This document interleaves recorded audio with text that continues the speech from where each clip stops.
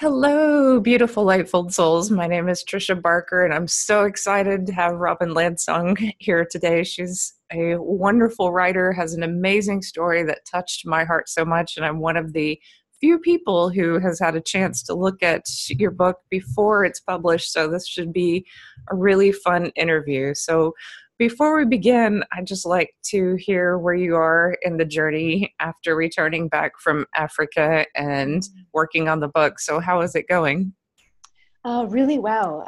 I've given it out to my last batch of readers. You were the second to the last batch of readers, and starting to get feedback. And then I'll be, when I get all of those feedback and incorporate that into the manuscript, then I will give it back into my agent, and she'll turn it back into publishers. And right now we have about 4 publishers interested.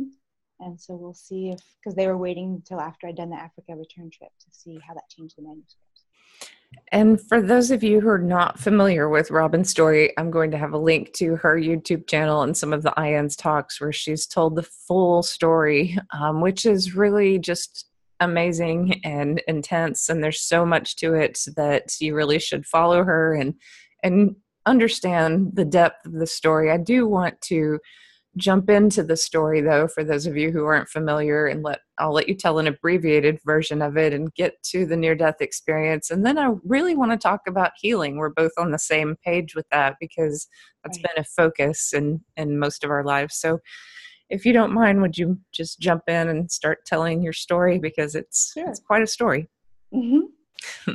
So when I was 8 years old, I was living in unfortunately, my parents were not mentally well. And so I was abused and really exposed to a lot of pedophiles. And that really set me up to be unprotected and in unsafe situations and exposed to other not mentally well adults. So one of those adults spotted me, as a child who wasn't really tracked or accounted for, and he chose to abduct me. And he took me out of the country.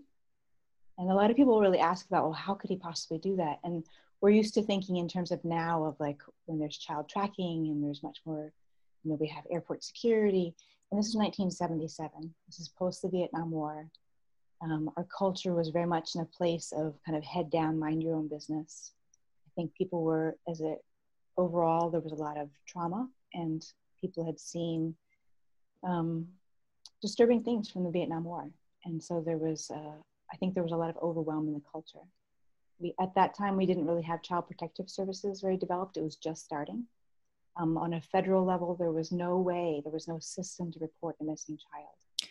And having read your book, one of the most amazing things that I got from it was you captured what it was like to be a child so well. I mean, it reminded me of how Maya Angelou and How the Caged Bird Sings and other books. Like, it's difficult to embody that magical way of thinking that children have, but also that deep intuition. And so, following your journey in that way was really powerful. Right. And the whole first part of the book is very much written in child voice. And it's just moment to moment observations. This is how I felt. This is what I saw. And so just very much reporting that and not interpreting, because kids don't really interpret very much. That's a kind of a later cognitive thing that adults tend to do. And so I've talked about before in other places, my husband, John, has been my developmental editor the whole time. And he just wouldn't let one sentence of interpretation or intellectualization stand in the manuscript. If he thought it was too cognitive, he took it out. So, Wow.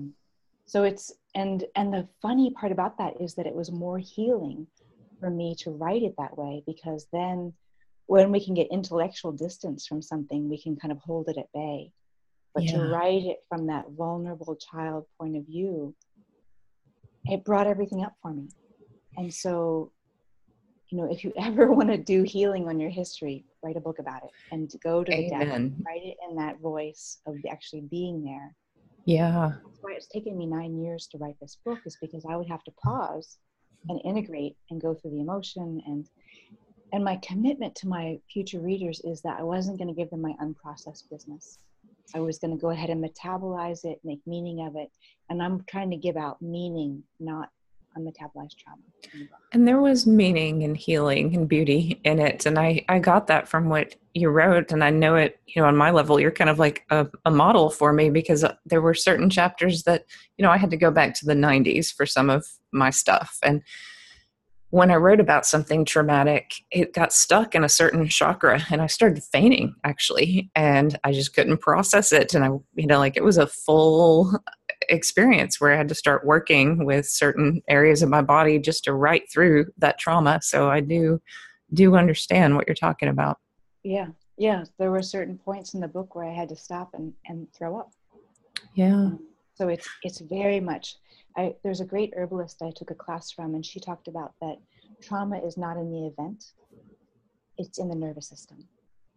And so, so I'll complete telling my story in a moment, but I just really want to get across that doing talk therapy is awesome. I did a lot of talk therapy. I've done a lot of EMDR, but doing body work and getting healing sessions for the nervous system, for the body, is really essential to complete the healing and get the real benefits, whether that's acupuncture or yoga, massage, and I do craniosacral work, whether that's, gentle dance, whatever works for people, to include the body in the healing process and not just the mind, because that will get us to a certain point. And then it needs to happen, the rest of it needs to happen in the body. Yes.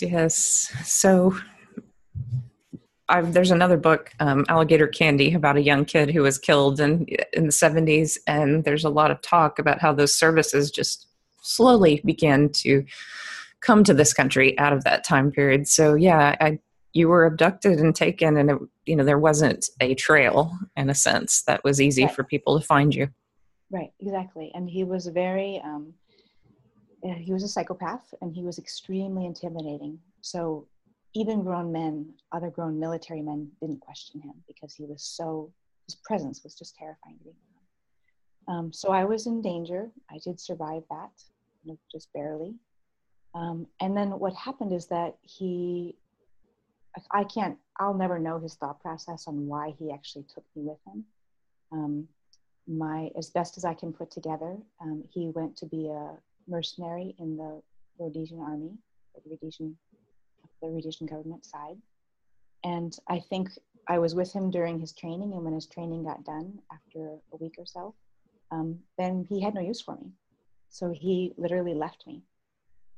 And through very odd circumstances that happened in that area and happened in war, I ended up making my way to a rural village who actually took me in. And so the important thing to remember in that time, so it's the Rhodesian War, 1977, the war's been going on for years. For a rural Black community to take in a white child was actually quite dangerous for them. Because they could either be accused of abducting me, which would be serious accusation from the Rhodesian government side, or they could be accused with siding with the enemy from the different factions in the war.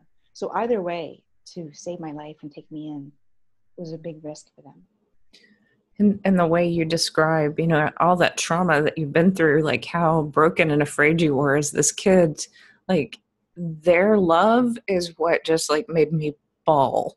And if you could describe a little bit of that love that you encountered there, I mean, that I can't jump into your experience, but it seemed like that was the beginning of healing. Yes. And so this crazy irony that, here I am, an American from the East Coast. I'm living through lots of trauma already. I'm coming from a very racist situation with racist parents. And then I go to Africa. I'm in war. I barely survived this abduction. And then I get into this rural village and they start singing to me. And so it's the children kind of gather me and they take me to the fire circle and they start covering my skin with the black from the ash and from the charcoal. And then one of the women comes and she starts singing to me. And I'm so defended. I've been surviving on my own. I'm like a wounded animal. And her singing is nourishing the part of me that's so hungry for mothering. It's softening me. And I literally go forward and collapse in her arms. And I think if I stay with her, I'm going to become filled up with like her, because I can feel she's not hollow and exhausted like I am. And it's this singing prayer that she's doing where I can sense that she's calling on all the living things in the land to come fill me up, to come nourish me. And what I want people to understand is that I was born intuitive, and that surviving abuse made it, it busted it open, because I needed to figure out as fast as I could, how crazy is this adult? What kind of crazy are they? And how am I going to survive it? And what kind of actress do I need to become in order to be what they need me to be? So my intuition was already opened up for survival and for reading people as quick as I could. I wasn't good at reading people who are healthy and loving, because I just hadn't been practiced at that. And Yeah, so it's unusual. It's to see someone whole and happy. right. And that's what was so astonishing to me, is that what I had learned from my mother was that for an adult to have to give to a child was a terrible inconvenience, was a bother. And so I watched these people giving to each other with generosity. They would give each other food, they would give each other the singing, they would share, and I had never seen that before. And so I thought, okay, maybe I have died and this is heaven. And the people in heaven have really dark skin, and the soil is this interesting red color, and the food is all different, and there isn't things like running water, but there's love. And so for me, I was thought, I've died and gone to heaven, and this is great, and I'm just going to be here. And that love that you write about was just so amazing. That was one of my favorite parts of the book, was how safe you finally felt and how protected you were. And yet it didn't last. And that's the tragic part too. So what happened next? So what happened next is, now, since I've gone back and I've actually stood on the land and done the research and gotten more accounts of people who live there, is so the village was in one location, and there was a big hill, and on the other side of that hill a battle started. The best I can put together is that I went far from the village and was playing by the creek before the battle started, because I'm sure I wouldn't have gone there if I'd heard the shooting. So I was playing there. The soldiers were, both sides were gathering in some form. And one of those soldiers spotted me. And so he aimed his gun. And in my mind, I was begging him for mercy. And I couldn't understand, because to me, he was the same dark black as the men who were caring for me, as the men who were teaching me drumming and singing. And so I couldn't understand why he would hate me when these other men were loving me and being so good to me. So when his gun barrel became just a circle, I knew I was done for. And I was frozen in fear, but at that point I started to turn to run, but it was too late. And the bullet grazed the top of my head, and I was knocked off my feet, and I could see the blood pouring off my head. And for those who don't know, head wounds are unusual because they bleed a great deal.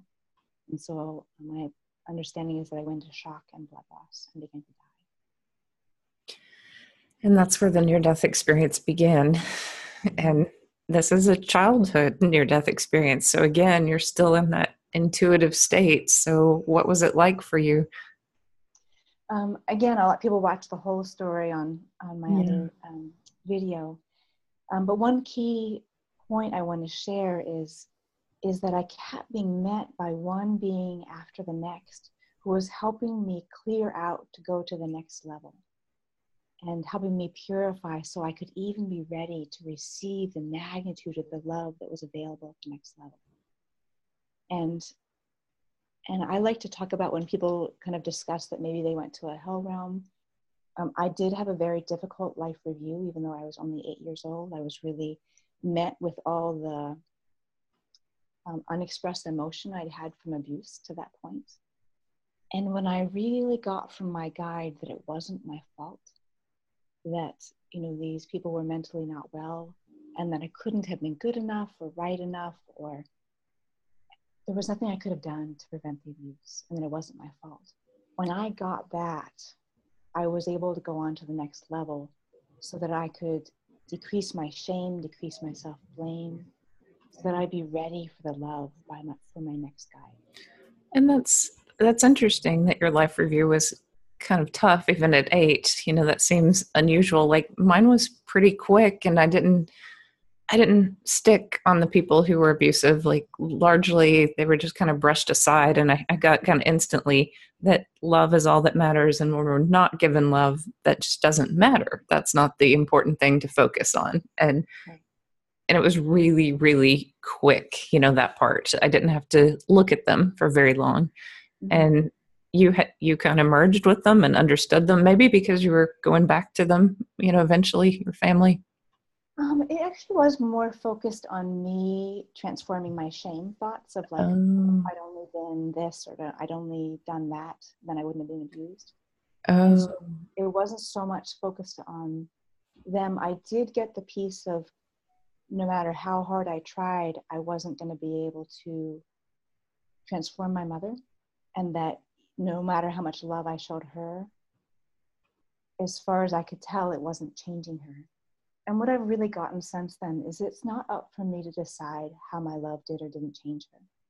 And that, her karma from her abuse was so thick and so difficult that it looked like it didn't do any good. But divinity has told me it's not up for you to decide whether your love was good enough for her, whether it did any healing or not. Just because you didn't see it doesn't mean it didn't do good. So that was one of the other things I got in the life review. interesting. It's just sort of not my responsibility to make into a loving person. It's her responsibility. And after that life review and going through these levels, what happened?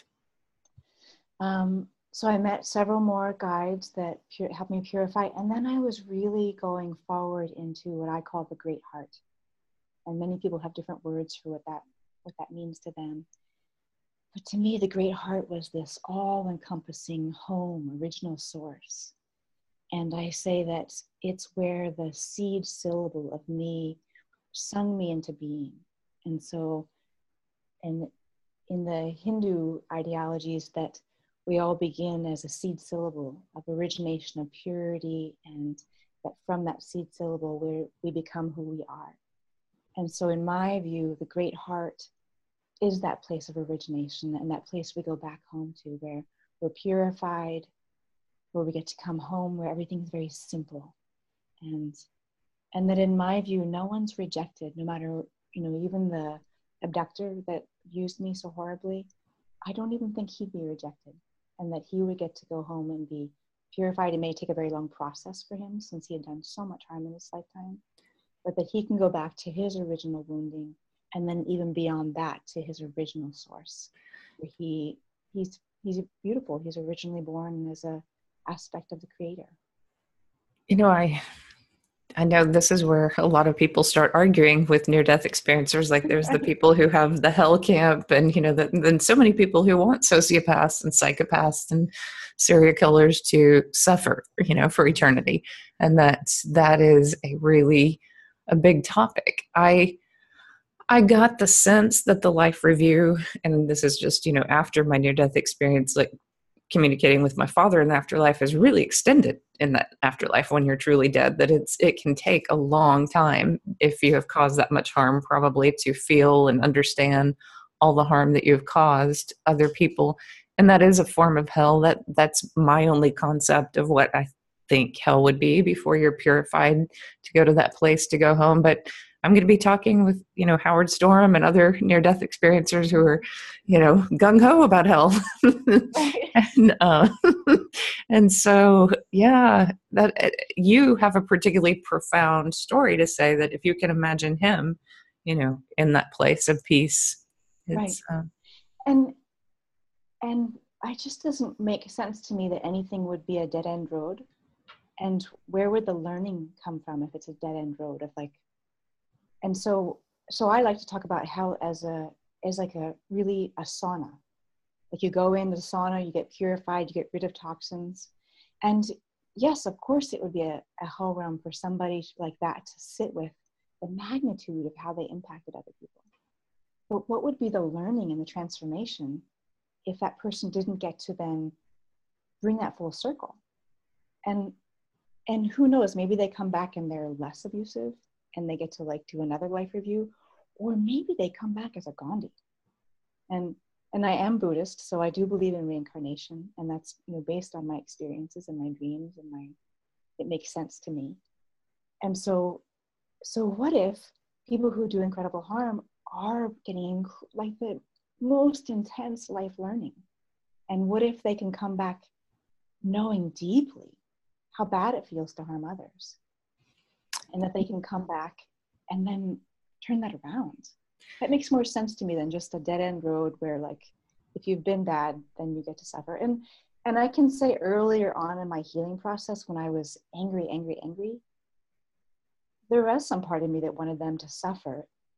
But again, it's like, oh, we want people to arrive to kindness. We want them to know the joy of actually connecting to one another. Because I think what abusers are doing is, all of us are equal in our desire to be happy and to have meaningful connection, but they are going about it so backwards. They're trying to steal from another person to have connection instead of doing the work to be vulnerable, to have human connection. So I would like to think people get to learn and grow, and that the hell realm's useful. And I'm glad you brought up the point of, you know, healing is a long journey. And I certainly had my angry stages too. And, you know, when I write about this, it is, you know, it's difficult to go through those stages. And I thought it was worth showing, you know, the anger and then the acceptance and really just kind of processing all of that. But yeah, so back to the near-death experience. So you're purified in a sense, and you've let go of all of that, and you're in that home space, which I call it home too. There's nothing more beautiful than that space. How long were you there? How long did it feel? Obviously, it's timeless, but you know, what did you receive in that place of great love? I also got the vision that I am to sing to people. And so the key that turned me around, because I was just going forward, I was pain-free, I was going home, I was glad to be going home. I was, you know, it'd been a pretty miserable 8 years. And besides the people in the tribe who had loved me, I really hadn't had family. And so what happened is that the woman who had sang to me originally when I first came into the village, that she found my body. And I knew this because I was viewing the scene from up above at one point. And she had pulled my lifeless body up into her lap, and she was wailing. And she was stopping the blood flow in my head, and she was holding onto my heart. And then she turned her wailing into singing. And she turned it into a medicine song that was a calling song. And her song was so pure and so powerful that it went through the veils that had closed behind me. And it just penetrated through those veils. And then she called on the ancestors in the land to come find me. And when she did that, her song was so potent. It literally was like something that wrapped around me when I was all the way on the other side through the veils. And this song wrapped around me, and it awakened my memory from my purpose. And I realized that I was part of a choir of medicine singers, just like she was. And that I hadn't done my purpose yet. And that I wanted to be part of that choir to come back. There's many medicine singers in different forms. And so that desire turned me around from going forward to the great heart to coming back to this physical realm, this physical life. And the closer I got back, I thought, ooh, I made the wrong choice. I'm getting physical pain again. I'm getting a physical heavy body. It feels terrible. There's, you know, danger in this realm. And, you know, on the other side, there wasn't. I thought, I made the wrong choice. But it was like I had already made it. And so it was moving me out. So many of us feel that way, because returning to the body that is dying and had died is a painful process. And so, yeah, there's some resentment and anger and disappointment and all kind of stuff too. Just like, you know, putting my claws in the tunnel at the end, being like, oh, can I hold on? Can I reverse this? You know, wait a minute, let's renegotiate. And we all dream of flying, but those of us who have been out of form have flown, and it's great to just leave it all behind and feel that free. And yeah, there's a density and pain to the body.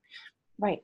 Yeah. And so I came back into this realm, and I felt like the wind could blow through me. I felt like I was just kind of dry, crackly leaves. And it was really my African mother holding on to me. It was like her solidity made it feel like I was actually here. And so they did healing prayer on the wound so that the hatred that came on the bullet wouldn't stay with me for life. Mm-hmm. And they did medicine and prayer singing. And so I was recovering, and it was a couple days later, the best I can know is about 2 days later, that unfortunately the soldiers came back again, and they attacked the whole village. And when one of the other women, she had gathered me up on her hip, and we were running to try and escape. And unfortunately, she was shot, and we both went.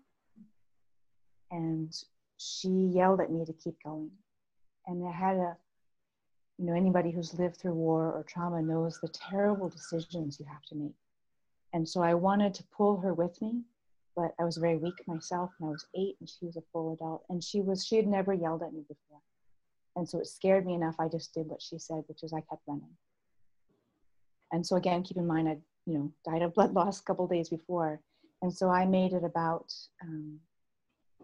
maybe 30 feet before I collapsed. And I had started bleeding again. And I had a second near-death experience.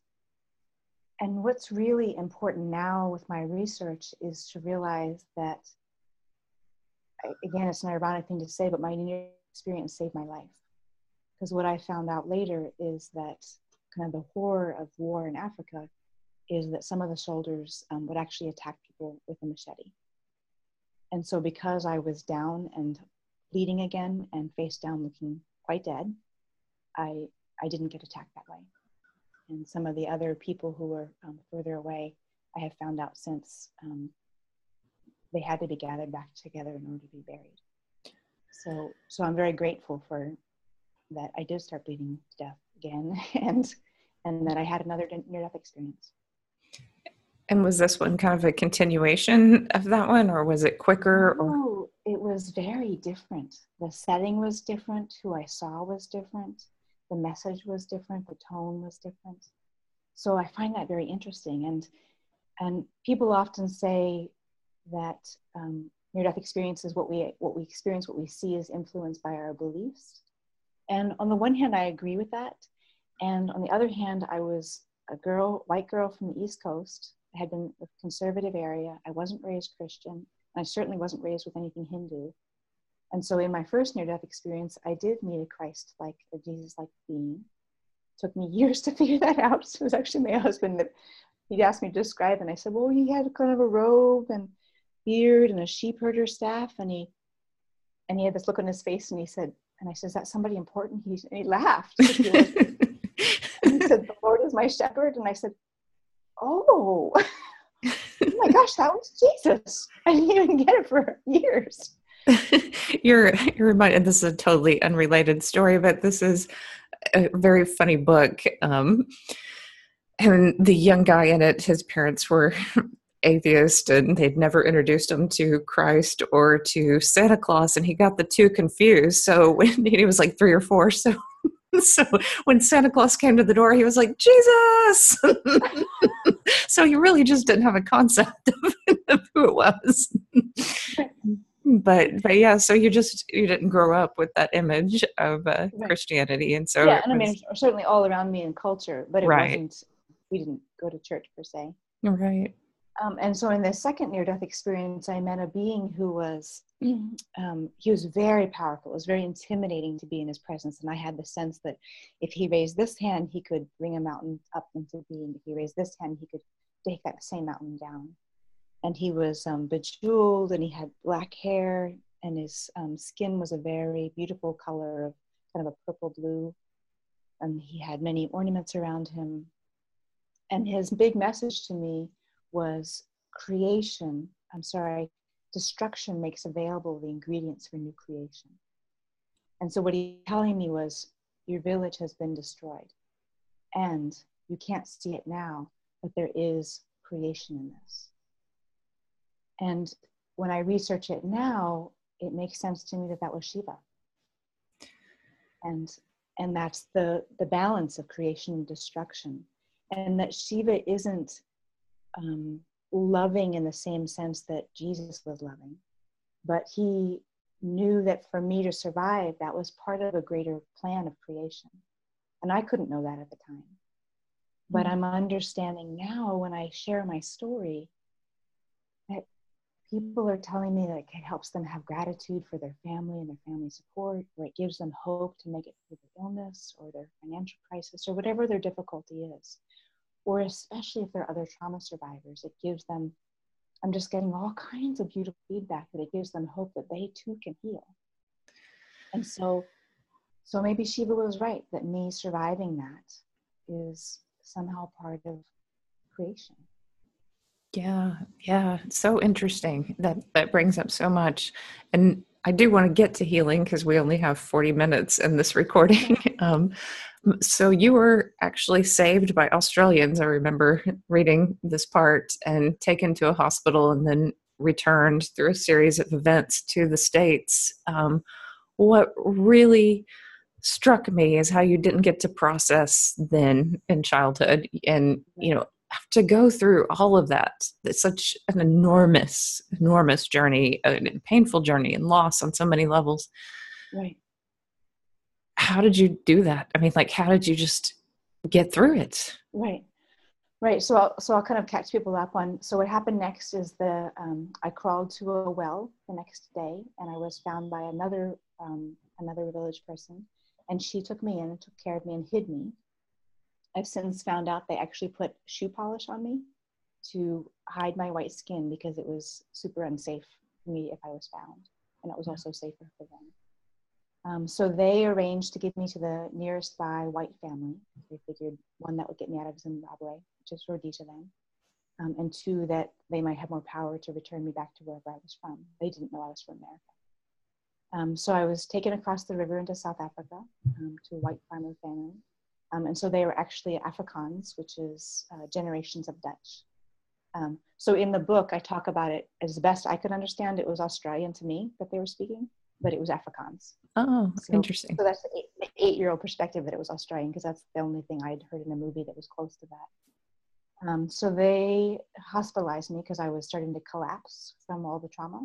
It's called parasympathetic shock. And so there I was hospitalized in South Africa. And from there, they kind of intimidated me to tell them where I was from, and the arrangements were made to take me back to the US.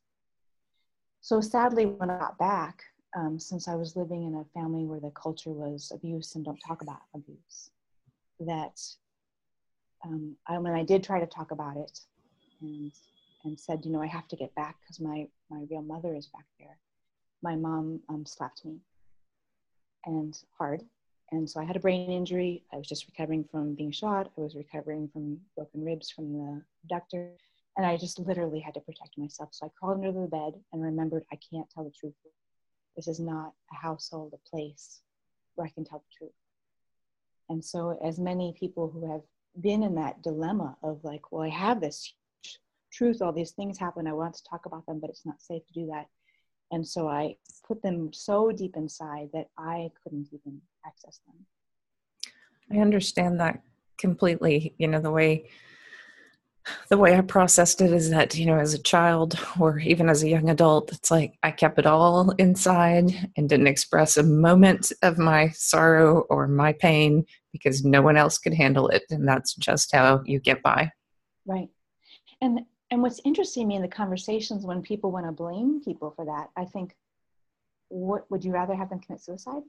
Like, what's the choice? It's either going to suppress it, or you're going to become mentally unstable, or you're going to commit suicide, or you're going to do a lot of drugs, which is another way to suppress things. And so the ability to dissociate is a brilliant survival. And I want to say that to honor everybody who's done that. And ideally, at a certain get safe enough and don't need to do that coping mechanism anymore, because it's really hard on the body. It's really hard on the nervous system. It's a high cost coping mechanism. it gets people through. And so I want to honor that. When I finally had a teacher in my cranial training who said, dissociation is brilliant. It's not the problem. It's the lack of safety that's the problem. And so get people to a safe environment where they're supported and have resources to begin to open up step by step at their pace as they can to tell their story. And again, that's where the healing the body is so important, whatever methodology that is. Yeah, so when I read your story, I know that college students, that's that first point where they break away from their family, and it's this opportunity for people to, rise above their abusive past, or to, like make it to this new place. But it's often, and certainly for me, it was a time where I just survived so much, I just felt like breaking down. It was just like, oh God, now I'm finally away. Like I just felt so tired. And I really resonated with your description of that. I mean, you had to take control of your own healing really at that point in your life. And I was disappointed, of course, that the college system wasn't there for you and didn't give you the right resources. But how did you do that? So for someone who's suffering and, maybe that age group, if you could talk to that age group, it would be awesome. Like someone who is breaking away, what would you suggest that they do? Right. That's a great question. And first I want to thank you because I wrote a whole bunch more about that moment for me of realizing it literally was one moment. I was outside. It was a beautiful sunny day. I was at a college in New England. And I took one step down the stairs, which is symbolic in terms of transition. And I suddenly realized I don't ever have to be around abusive people again. If my family disowns me and I need to make it on my own, I now have enough adult power. I can get a job and make it on my own. I won't be able to be in college, and that moment of freedom, that moment of choice of realizing if someone's belittling me or making me feel horrible about myself, I can leave. I don't have to stay. And that the freedom that came with that was incredible. And so from there, like choosing to heal, which is a big job. And it's, I can say those words, but it's like, it took years and it took finding the right people, which was not an easy task. But I had a complete breakdown a couple months later. I did have to leave college. I went into inpatient trauma treatment units, that did a very intensive trauma therapy. And then I did therapy a lot. I didn't really get to have my 20s. I just went to trauma resolution. And I would have rather been hiking in the mountains. I would have rather done an outdoor leadership class. I was a very engaged, live person, except for all this trauma. So I think I would say, if it's slow, that's okay. It does take resources. It does take time. And finding the right practitioners to work with is really the key. If you don't feel safe with somebody, you can't really do your healing work there. And so, and if you feel like somebody's taking advantage of you or not matching, your ethics, then find another practitioner until you just feel like, I can settle here. And it's going to feel uncomfortable and it's messy. And like I say, for me, for the magnitude and the number of years of trauma, it took my whole 20s. And, and I wish for other people for it to be as quick and simple and gentle as possible, but it just takes commitment. And I think we're breaking the way for them, to right. Maybe it'll be quicker and easier. As I call it, my lost decade. I call the 20s, it was a lost decade. I mean, there was healing, but it was certainly a tough time. And that the kind of painful truth that I had to come to was the abusers are never going to come back and fix this. They can't. They're emotionally capable of it. I mean, there might be some who come back and say sorry. That's miraculous. That's incredible. And I do know some people have had that. For most people, you have to say sorry to yourself. And you have to take responsibility for transforming the trauma yourself. And it's sort of a raw deal, because it would be great if who did the harm came back and fixed it. But if they did the harm in the first place, they're confused enough. They don't know how. And so finding out how to do that healing is the key. And everybody's path looks a little different. You're right. Like feeding yourself well, keeping a clean environment, drinking good water. And here I'll just kind of say a piece, it might seem off, but lower the toxicity in your world, whether that's abusive relationships, whether that's toxic cleaners, really like eat organic, give your body every advantage it can in order to be pure and clear thinking. If you're just doing a whole bunch of like chemicals in your world in terms of like your detergent or, what you're having around you, it's going to be harder to heal. We live in a very toxic world. And I think for young people, they're tougher and they can take on a toxic load, but it catches up to us, with age. So I certainly do, remind them that this is the long haul. You've got this body for a long time. And, they study a lot of different people who study meat say that, eating cows or eating pigs is not as safe because they're just more toxic. They're pulling in all these toxins from the environment. So if you eat meat, eat smaller animals, that just in general, and if you can be vegetarian or vegan, it's great because it cuts down on that toxicity. Right. And everybody's body is different in terms of their nutritional needs, but like lower the toxic loading dose where you can, because then otherwise your immune system is busy dealing with that, whereas it could be processing pathogens or other things. And every part of your body is part of that healing process. And the more I learned about nutrition, the more I supported my body through nutrition, the easier my healing process was because I could think clear. Yeah, if you're doing a bunch of junk food, you can't think clearly. Cognitively, you're just at a disadvantage. Yeah, it's very holistic healing. You bring up a great point. I tell that to my students too. It's not one thing, it's so many things. And sometimes I felt like I was just throwing things at myself. Well, let's try this, let's try this, but who knew, what finally clicked and what finally, made that shift and made that difference. And it is just sometimes a journey to find that right practitioner or that right thing that really works for you. Right. And the ironic thing in terms of the choices we make is that when we have damaged self-love, it's hard to prioritize ourselves to, like I say, buy organic or make your own meals rather than eat fast food. But as that self-love increases, it's gotten so much easier for me to not eat food that makes me feel bad. And I'm saying this because I want people to feel it's not about judgment or like there's a right way or I'm part of a club that knows all the rules. I just want people to feel better. And one of the gifts I have from my near-death experience is that I'm intuitive. Some people call it a medical intuitive. I'm not fond of that phrase because I'm not part of the medical system. I'm about health. And I can look at people and say, oh, you're eating something you're allergic to. And you're in this inflammatory state all the time. And I can look at people and see, oh, if you had a cleaner, less toxic environment, you wouldn't have this joint pain or this asthma problem or this skin problem. And you'll have to talk after this call. You'll have to tune into me.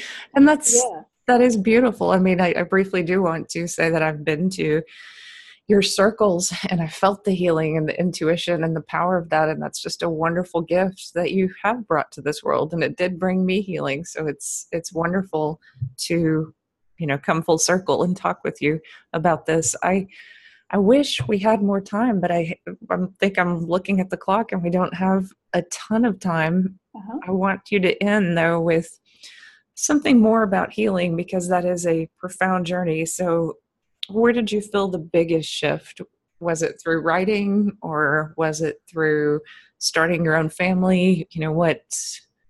What for you was the biggest shift? Well, I will say EMDR therapy was really powerful for me. That really matched my visionary brain. So I highly recommend EMDR therapy. And I had a lot of really good, supportive, loving people. And I would say, especially John, my husband now. We've been together for 9 years. And his acceptance of me and my acceptance of him has created the safety to not only continue to heal the trauma, but to grow big and to claim space and to say like, this is how big I am. This is how powerful and strong. And my voice is this strong and help people heal. And so it's that self-confidence to go ahead and show up and say, yep, this is who I am. And I love that. That's So important. I love it when I see it in students who have been through a lot, and then I see them a few more semesters later, a couple of years later, and they do take up more space and they talk louder and they hold their bodies differently. And I can Right. tell that they've moved through, that hiding phase and that Right. pain that they were carrying. And he's really honored my feminine in an amazing way. And it's just bloomed me open to go ahead and be fully in my feminine and to show up as the feminine being that I am. It's beautiful, just beautiful. Well, I have thoroughly enjoyed this and I wish we had a lot more time, but thank you for talking with me about Yeah. this. Oh, And we should mention the Texas. oh, So yes, in Austin, you're going to be giving that workshop, and this is coming up soon. So tell me a right. little bit about what your speech and what your workshop's going to be like. Yeah, so I'll be giving my talk on Friday, and that's calendar since it's right here in front of me. Yeah, so the Wisdom of Near-Death Experiences in Austin, Texas. It's the 23rd through the 25th. And I'll be giving my talk on Friday the 23rd. And then on Saturday, we'll be doing 2 singing medicine workshops. One is we'll sing to the whole group. And so that could be for a little bit more shy, don't quite want the focus on them. And we sing to the group as a whole. And then the second workshop is just for 16 people, and we'll sing to each person their own medicine song. So John and I tap into like what's the healing sounds and medicine for them today, and that's got a potency to it that's just incredible. I just Awesome. love doing it. Well, I look forward to connecting with you and hearing your talks and many other people there. It's going to be a lot Right, of there's fun. going to be great people there. Yes. Well, thank you for talking with me, Robin. And for those of you listening, please subscribe if you want to see more videos like this. And maybe in the future, I'll be able to talk about just healing with Robin or, continue this in a different way. But thank you for listening. Please like and subscribe to my channel. And I wish you lots of healing and love, and may you be blessed. Mm-hmm.